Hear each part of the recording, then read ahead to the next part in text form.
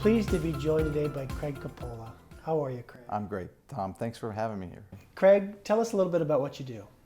Tom, we have a company called Lee & Associates, and I helped start it in 1991. It's a commercial real estate brokerage company here in Phoenix. 1991 was not a good time to be in real estate. No, it was actually a great time to start a company. Right when nobody had any expectations. We didn't have any expectations. We had 8 brokers and we started it, and here we are 23 years later. We have 50 brokers in our office now, 45, 50 brokers. So it's been a real success for us. Let's rewind back to Sierra Vista, your hometown. So we've had a number of these interviews in our first season, and it's interesting to hear why people came to Arizona. But you're homegrown. Tell us what it was like growing up in Sierra Vista and why you've stayed here. You know, it's a great question. My family is from Wilcox in the late 1800s, and they grew up in Wilcox. My parents met and moved to 80 miles to Sierra Vista, and I grew up in a small town in Sierra Vista, 6 siblings. And so we've been down there for a long time, the whole family. My folks still live down there, and I have a couple brothers and sisters that still live in Sierra Vista. Had a great experience growing up in a fairly small town and loved in fact, great story. My dad really was a baseball coach. In fact, he's in the Arizona Baseball Coaches Hall of Fame. So if you go to Buena High School in Sierra Vista and you go to the baseball field, it's Coppola Field. And so I and my brothers got to play baseball for my dad in high school, which, I mean, how many people get to do that? So it was a great story. I was a first baseman, left-hander, and then got to continue on and play in college, and then got drafted by the Minnesota Twins and played professionally for a year. But I attribute it all to growing up and playing for my dad. I mean, no doubt that influence of my dad being a coach and allowed me to get my college paid for, as well as get the chance to play professionally. So that's pretty neat. When did you know you were an entrepreneur? You know, in my family, I'm kind of a black sheep because there's 6 of us, and I'm the only entrepreneur of the family. Both of my parents were school teachers, but I knew 2 times, and it was very quickly right after I got out of college.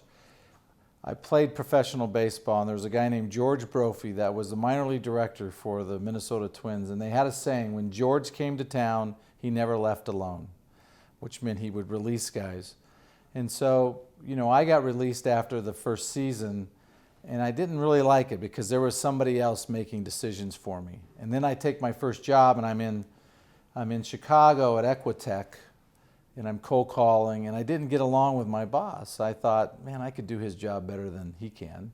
And so at that point I decided this is where I'm going to be my own boss. And so at that point, and I think the decision, Tom, was I want to bet on myself. And that's what I've done for the last 30-something years. Being your own boss has its good side and its bad side. How have you balanced that? I mean, you did not take the path of least resistance. I think there's a misnomer. I think people view security in large companies, and I view insecurity in large companies. And I view it because you're in the political world, you're an elected official, there's politics involved in any office, there's other people involved, and so I think that there's a lot of security in betting on myself.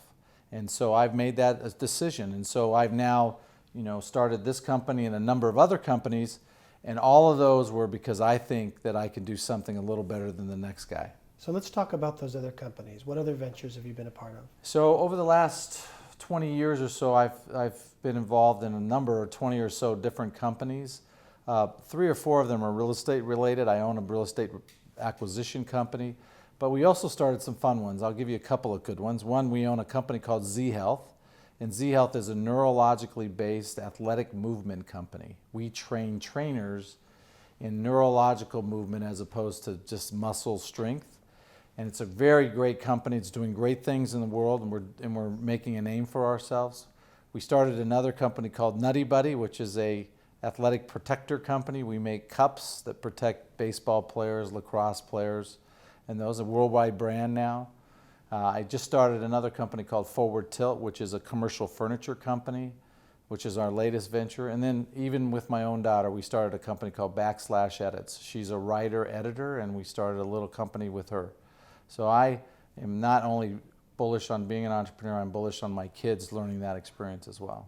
Yeah, that's a pretty broad group of businesses. I think you're spanning, a number of different industries and doing a number of different things. What's driving you? So it's obviously not just financially. Why do you keep doing what you're doing? I tell people that I am a collector of unique abilities. And so every company that I've started has been started with a partner, not my own. Other in these, I was one of 7 people here at Lee & Associates. But the skill sets that my partners have are skill sets that I find that you can't get in the marketplace. And so at Z Health, Dr. Eric Cobb, who's the founder of Z Health, is this incredibly gifted teacher, researcher, and you just don't see that skill set. So when I met Eric, I thought this is a company that I want to get behind because I'm in the market every day. I'm looking and meeting with people, and when I find a skill set that I can't see or I don't see very much of, I glom onto them. I want to work with them. I want to be a part of their business. I want to help them, or I want them to help me, whatever it is. Forward Tilt, Michelle He, my partner, is the best salesperson in the entire Southwest. She's never heard no. And my whole job, and I keep telling her, is I want to create a company so it allows you to just go sell some business, and we'll just do it. So I love the idea of people's unique abilities and how they can be applied in the marketplace. So one of the things that we hope to accomplish with these episodes of our show is if there's someone that's struggling, maybe hit rock bottom, or somebody that's trying to figure out they've got desire but they don't know the next steps, we want to give them maybe a little push and help them to understand that being an entrepreneur is an option. Let's address somebody that's just getting ready to get ready. Right. Okay? We'll have somebody that maybe has already had some failures. Knowing the startup so intimately, what advice do you have for someone before they get started that they need to know in order to hopefully miss some of the pitfalls that come with business?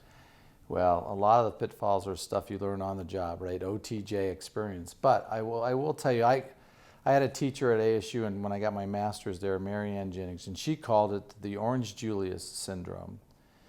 And the Orange Julius syndrome is where a person would go out and buy a franchise and spend, say, $100,000 on buying the Orange Julius franchise.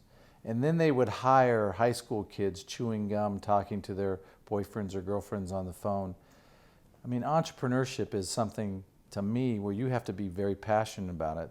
Nothing takes the place of hard work, but more importantly than even hard work is a passion for doing what you're doing. You have to have the passion necessary to sustain you through the inevitable cycles of any business.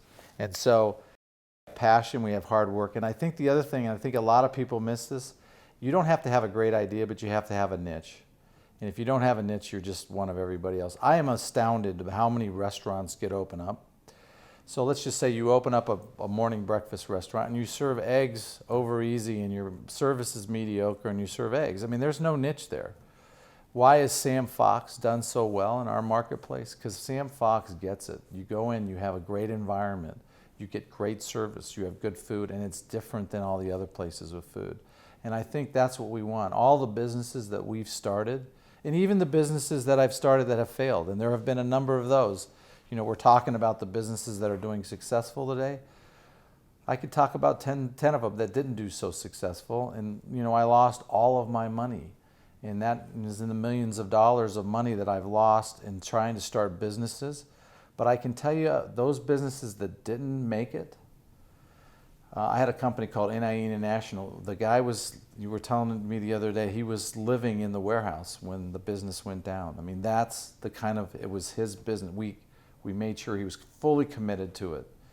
And the business didn't make it, but Mike Mahudi is a guy that I would do business with any time of the week because Interesting. he was there. Uh-huh. He made it. He lasted as long as he could, and he didn't make it You happen. bet on the jockey and not the horse? I do. I bet on the unique ability, and then I want to make sure we have a niche. Let's talk about a loss. If you can think about the losses that you've had, maybe we could call them expensive lessons. Give us something that you've learned by going through the process of losing a lot of money. Well, we had a bank that we invested in. It was a bank, and they had a great niche. So Western National Bank started up. I was one of the original investors of it. Took all of my accounts over there, had all my accounts over there, and they had a going entity, and their entity was SBA loans. And then the market crashed, and they had no diversification. So when the market crashed, without diversification, no SBA loans, the business went under. And I think what I learned on this is, look, we want to put a lot of our eggs in a basket, but we have to be able to pivot. And we've learned on a lot of our stuff, even on these companies that are existing right now, you have to learn to pivot in the marketplace. And that's one of the skill sets I think I bring now to the investors and companies that I invest in, is to be able to look out and go, look, well, we may have a target market that we're heading here. Let 1,000 flowers bloom. Let's look at this one as well. And the market's changing dramatically. I've had to reinvent myself in our own brokerage business 2 or 3 times in the last 30 years because the market has changed. We were really rugged individualists. We were individual brokers. And then, the team environments. And now we're seeing this huge consolidation in our marketplace where CBRE and Jones Lang LaSalle and DTZ and Cushman & Wakefield, all of these companies are trying to really consolidate the market. And even if you look at those 3 big companies, they still don't have over 25% market share. So there's a lot of disintermediation that's going to occur. And so you have to figure out where your niche is. Yeah. So when we walked in here, you introduced me to a gal that has worked with you for 19 years. Yes. That's very rare. And there's a term used, getting the right people on the bus. Right. How do you accomplish that? What's your secret to human resources? How do you find the right people? How do you keep the right people? So I don't think I can get it right, but I can tell you that if I get it wrong, I don't ride the wrong horse. So, and for us, it's not personal. When we let somebody go, it's like, it's not that we don't like you unless they're stealing from you. We try and we're trying to find unique ability. I can tell you that my 2 personal assistants that work for me, it took me 20 years to really be able to find that skill set. And it's never been better. I love coming to work because I have a team that can execute around me, and they execute around my skill set. So the first thing we try to do is we try to find this collector of unique abilities. Means that we are looking for people who have skills outside of our own. There are competitors of mine who want to hire the same exact person that they are. They want to hire the same fraternity at the same college, they wear the same suit, tell the same joke, right? And so, they don't even tell jokes. They just tell numbers, right? Number 18. Oh, that was a good one. We don't have that. In our team right now, we have an attorney, we have a mechanical engineer, we have a construction, I'm a finance person, we have a psychology major. We have all sorts of different people because their skill sets really round us out. And so when we're looking to hire on a human resource basis, and this is what I tell young people, I literally had our interns, because we've got 4 and 5 interns this summer, had them in here this morning, and I was saying, look, what we're trying to do is to find your instincts, find what you love to do. People talk about finding your passion, you'll never work a day in your life, but finding it means you have to try a lot of things first. And I know in your own life, you've done some different things in different industries. I have as well. I've dabbled in more, and I know what my strength is. I know, like in my businesses, I'm not very good at that, but here's what I'm really good at. So from a human resource, to answer your question, we spend a lot of time trying to find out what their passion is, because I believe passion creates productivity. Productivity, everybody spends millions and millions, $100 million of trying to train their people up to get them more productive. If they just hired the right person, boy, they start zooming around. And so that's what we try to do. And then if it doesn't fit, it doesn't fit. Yeah. What's the secret to a good salesman? Good question. I think the question we have is, do you trust me? A good salesman's not going to sell you something that you don't need. A good salesman's going to sell you something that you need, and that you're going to have a collaborative environment where you can work together with them. We're all about collaboration. I have walked away from hundreds of deals where I didn't think it was the right deal for clients. And so here I am 30 years later, pretty successful. And the reason is those clients know that I care about them as a client and as a person, not as I'm just trying to close the deal. I made a decision early on time in my career that said, I will never need the money for a deal. And this is back when I didn't have the money, because I had chased one very important deal and I didn't get it. And I was depressed and couldn't sleep. And I said, never again. I'm going to live my lifestyle so I don't need this deal. I'm going to make enough money where I don't need the transaction. Putting all your eggs, it's very tough. Now I ask that, it's interesting, I'm giving you two sides of the coin, right? I ask all my people that I invest with to make sure that they're fully committed with all of their resources in their company. And on the other side, I'm saying to you, I don't want to have to need that deal. But I do think that in any negotiation or any environment that you want, Sure. the person who doesn't need the deal the worst gets a better deal. That's very good. We live in a litigious society. So this is it's hard to imagine any business venture without considering the legal side of it. How do you pick a good attorney? So I have been fortunate. I'm fortunate because I work with at least 5 different law firms a year. So I've had the fortunate experience to do 100 transactions with different law firms and 100 different firms. And so I get to see the expertise of those firms. And I can tell you that I've hired attorneys that I haven't really been happy with before that we did business for, and I've hired some that are fabulous. And I think I can tell you that there is a skill set in the attorney market that those that you need are very specific. If you need somebody who's a bulldog for a bulldog situation, there's really good ones out there. If you need someone to help close a transaction, there's more collaborative attorneys out there. And there's certainly obviously across the spectrum. So what I look for when we're hiring an attorney, first is specialty. We want to make sure that they're a specialist in what I would not hire a corporate attorney that did divorce work, or I wouldn't hire a corporate, I'm not divorced, so I would never hire a divorce attorney, but I would say I wouldn't hire a corporate attorney to do my trust and will. I have a specific attorney who does my trust and wills, and then I have a specific attorney who writes my LLC documents. I have another attorney who does all of our IP, and then I have a general counsel that does, and I can call and ask him specific questions. And if I need somebody else specialty, we can go there. So the answer to me, first is specialty. Second is temperament for what I need them to do. Are they the right temperament? Don't bring a knife to a handgun fight, and don't bring a gun to a knife fight. So I want to bring the same thing to the table for what I'm trying to accomplish. Because at the end of the day, we see all these lawsuits that continue long and afterwards, and they could have been solved very easily. You're a competitive person, all right? You played a little bit. You played baseball. You come from a baseball family. Yes. And in business, you're very competitive. How does competition play into your business strategy? It's everything. It's everything. I play to win in everything that I do.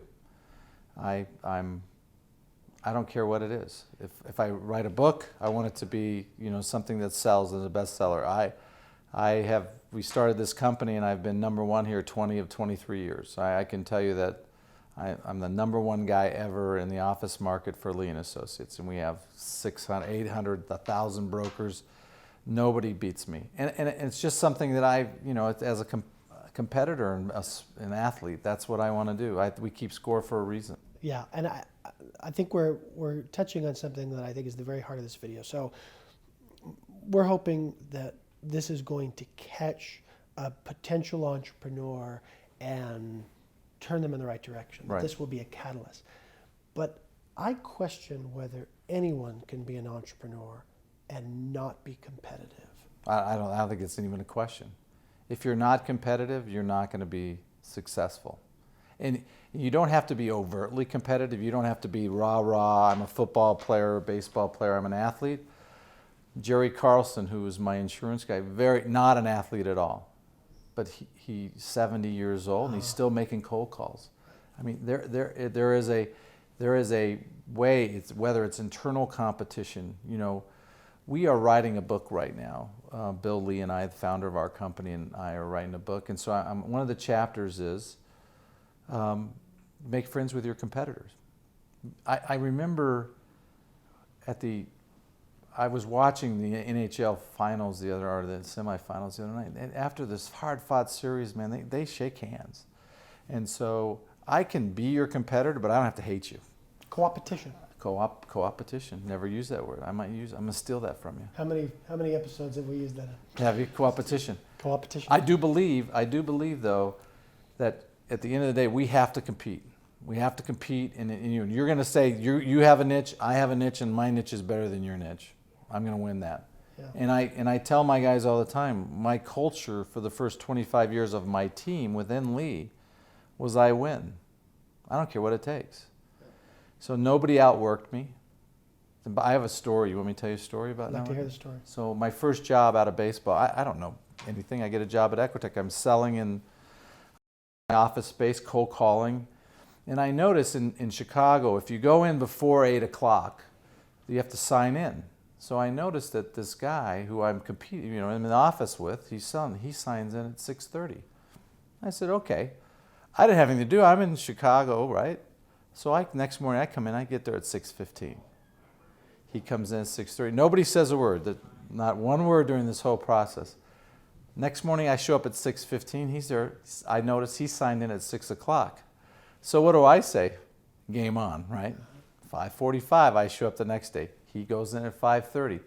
This goes on for 3 weeks. Gets down to 3:15 in the morning. You didn't spend the night at the office? No, because it's 3:15. He finally walks up. I sign at 3:15. He comes at 3:30 and he goes, "You're never going to stop, are you?" I go, "I've got nothing to do here, dude. I'm going to win." So he said, "It's all yours. I'm coming in at 6:30 tomorrow." I said, "Great. I'll be there at 6:15." So, so that was like the first step. It's like, how do you translate, when I talk to people, how do you take this competitive athletic edge, which is what I wanted, right? Show up before everybody, work harder than everybody, become a professional player. How do you translate that into business? Well, that's the first, it was literally like a month after I was in business. I'm like, all right, I get this. This is the same thing. This is competition. That's very good. That's very good. You're very educated. You got a master's degree. Let's talk to somebody that is looking at starting a business and has not gone to college, maybe even dropped out of high school. Give me one class that you'd recommend that they take or that they read a book on to make sure that they know something. Well, I would tell you I think the first thing that you want to do is you want to get a skill. You have to have a skill in the marketplace. And I don't care if that skill is finance, or you can take a class for Excel to be a pro in Excel, or anything else that you want. I think you have to have a skill that you can sell into the marketplace. Cold calling. You don't have to have any education at all in the marketplace right now to go door-to-door sell or do what we do, canvassing door-to-door. That's not an educated skill set. That is a skill. So I don't care if you have welding or whatever it is that you want to do. I think you're going to need a skill into the marketplace. And the second thing that you want to do is you want to supplement your skill set with what you don't have. I literally just walked out of an interview with a lady just now who is mid-30s, no college degree, and you know what? We're going to hire her. You know why? She has a skill set and she's got an attitude of I can do. You give me something, I'll run with it. And I love that about her. I asked her about her college degree, didn't get a college degree. Wasn't embarrassed about it. Was just at the point that says, look, I've got a skill set everybody needs. What does everybody needs? Organization, can do, get it done, finish what you start. So we have 4 things in our culture that we start. On all of our teams that I have in all of my businesses, we have 4 rules. Show up on time, do what you say you're going to do, finish what you start, and say please and thank you. You do those 4 rules, guess what? You're going to be employed all of your life. You can start your own business, you can be successful, and those rules will rule as a cultural thing in your companies. So I can tell you that people who work for me show up on time, they finish what they start. And if they don't, they're not going to be with us very long. Simple rules.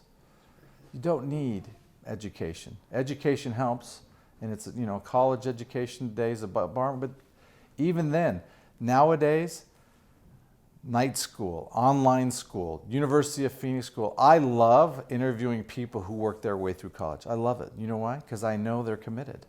I love hiring people who have said, yeah, my folks didn't have any money. I went to junior college for 2 years. I'm a junior college product. My folks had no money. I had to play, my job was baseball. So I went to Yavapai College, got a 2-year degree at Yavapai. Then I went to Nicholls State University in Thibodaux, Louisiana. Why? Because they paid for my school, not because I ever even heard of Nicholls State. Went there, got a bachelor's degree in finance. Then I started working 9 years later. So just so you know, I didn't get my master's degree. I didn't quit work. I did the executive program at ASU. I went full-time while I was still here. We had a new baby. It can be done. It can be done. And I'm not saying I'm some great, out of the slums guy. I'm just saying, hey, people work hard for a living. And nothing was handed to you. And nothing handed to me. My folks had no money. It's okay. They were great. I have great parents. They were both school teachers. They raised us fine. My dad taught me a skill. The skill was baseball. Baseball got me I had no loans coming out of college, which was great. What's your favorite book? My favorite book, I'm going to give you 2. Well, I can give you 3. So The Fantastic Life is the favorite. I have 3 books, 2 real estate books. You cannot tell me your favorite book is one that No, I'm going to tell you I've got three great books written by Craig Coppola. I'll tell you my favorite book is either Atlas Shrugged by Ayn Rand or Zen and the Art of Motorcycle Maintenance by Robert Pirsig. You ever read that? It's a trustee on values, and I think values drive our business. People hire me because they trust me. Favorite I give movie? Good value. The Matrix. Why? We have a saying, and I have a chapter in there called "Stay Out of the Matrix." I think the Matrix is a great analogy for how we can live our lives. We can live our lives and have life happen to us, or we can step out of the Matrix and create our own lives. And so I'm a believer that I can create my own life. And so that's what I've been doing for the last 30 years, not only in my business and family life, but personal life.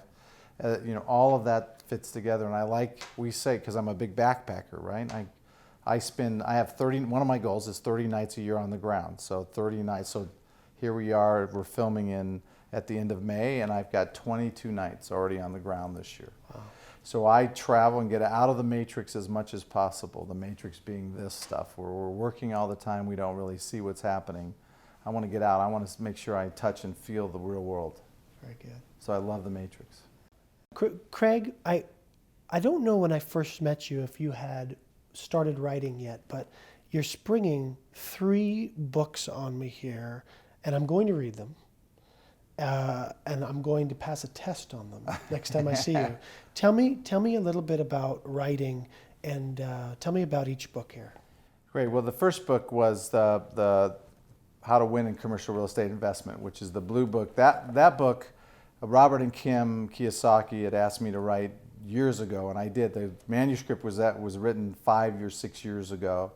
And that was, they had a number of different books on all sorts of things, but I am their commercial partner that does commercial investing. And so I wrote that 5 or 6 years ago. We never published it until last year. But as a follow-up, about 3 years ago, we wrote the leasing book, just making the assumption, of course, that the investment book would go skyrocketing. I had to have the follow-up book. So I wrote that, and I've done 3,000 lease transactions in 30 years, so it's one of these books that was really easy to write. And the third book was The Fantastic Life, and I really wrote that as a legacy book. That's the one that is near and dear to my heart with my kids. It's what I talk to my kids about. So I just wrote that as a legacy book, and then it's taken off now because people found it pretty easy to read, but also pretty powerful. Yeah. There's good stories in there. I listened to Dan Sullivan in the car. He's the best. Yeah. I've been a coach member for 22 years. One of the things that people often talk about is working smarter instead of working harder. Tell me, what's your philosophy on hard work? That's a great question, because I think you need to do both. Clearly in entrepreneurship, you need to do both. We talked a little bit earlier about having your niche. And your niche better be pretty good. It's not going to be some niche that you perceive to be good. It's something that somebody's going to pay you money for. And so you have to have that niche. You have to be smart about that. And then you have to work your butt off. And I think I have a saying that I say to our team and I say to myself when I don't want to work. It's not the 15 hours.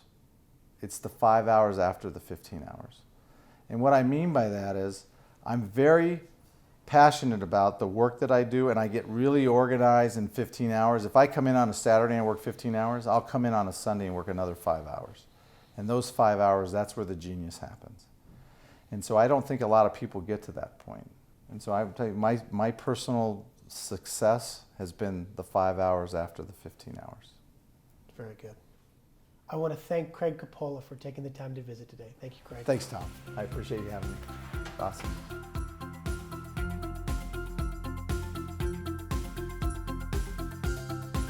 If you're interested in starting a business, go to the Arizona Corporation Commission website at azcc.gov. And best of luck in your entrepreneurial endeavors.